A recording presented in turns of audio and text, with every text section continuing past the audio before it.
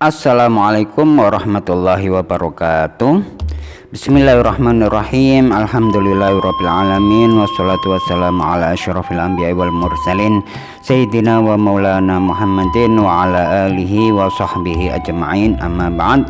Alhamdulillah kita masih bisa mengkaji ilmu-ilmunya Allah subhanahu wa ta'ala, dan mudah-mudahan kita beristiqomah mempelajari ilmu-ilmu yang wajib diketahui oleh setiap muslim agar ibadahnya tidak sia-sia. Karena orang yang ibadahnya itu tanpa didasari oleh ilmu, maka ibadahnya dia tidak diterima oleh Allah subhanahu wa ta'ala. Sekarang kita akan mengkaji tentang fardu wudhu. Fardunya wudhu ini ada 6. Saya bacakan dulu Arabnya. Faslun furudul wudhu'i sittatun. Al-awwalu an-niyah, asani ghuslul wajh, asalis ghuslul yadain ma'al mirfaqain, ar-rabi' mashu syai'in min ar-ras, al-khamis ghuslul rijlain ma'al ka'bain, as-sadis tartib.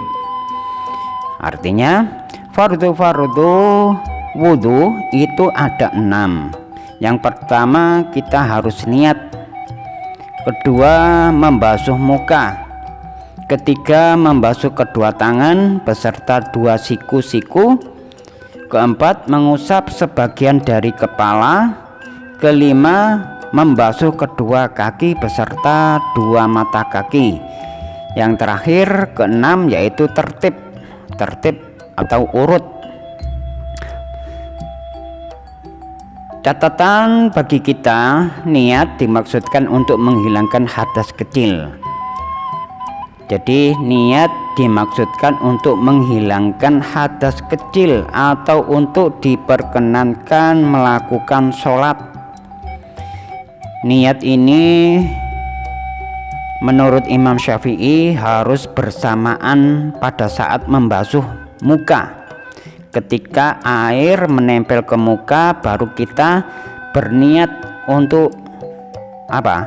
Untuk menghilangkan hadas kecil.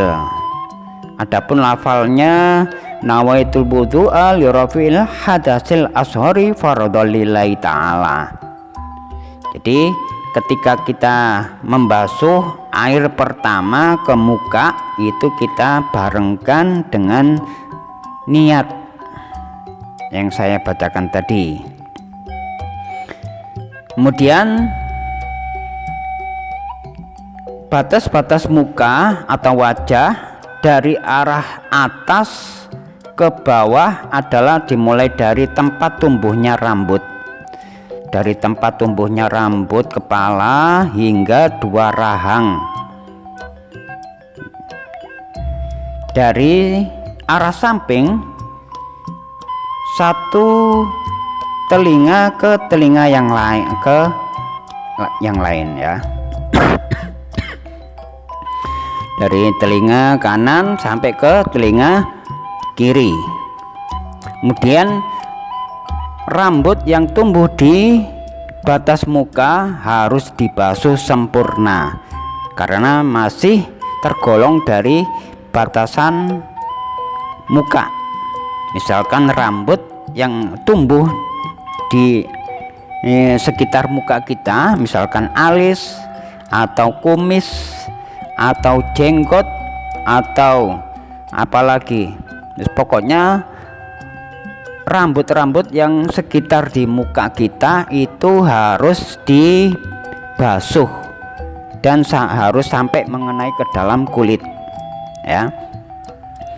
Sedangkan jenggot bila lebat hanya wajib dibasuh bagian luar saja. Misalkan jenggotnya orang Arab ya biasanya. Kalau jenggotnya orang Indonesia tipis-tipis, tapi kalau jenggotnya orang Arab tebal-tebal.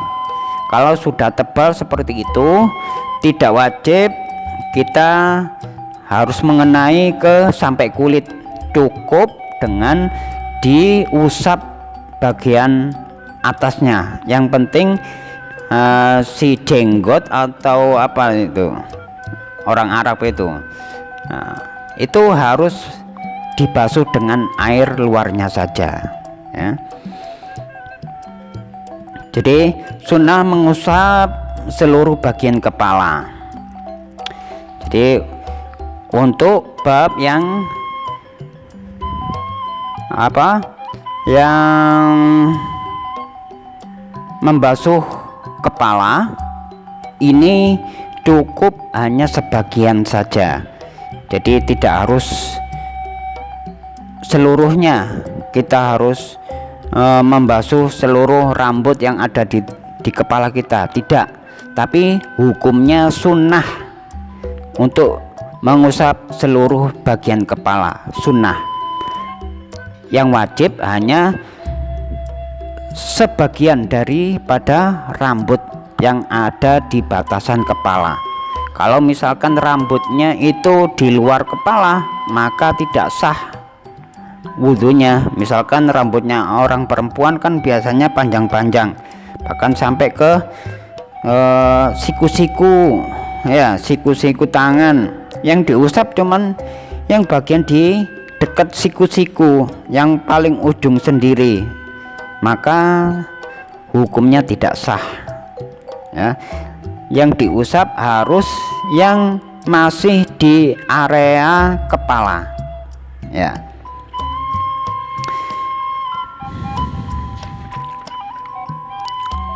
Kemudian di dalam wudhu disunahkan membaca doa sebelum wudhu sebelumnya ya.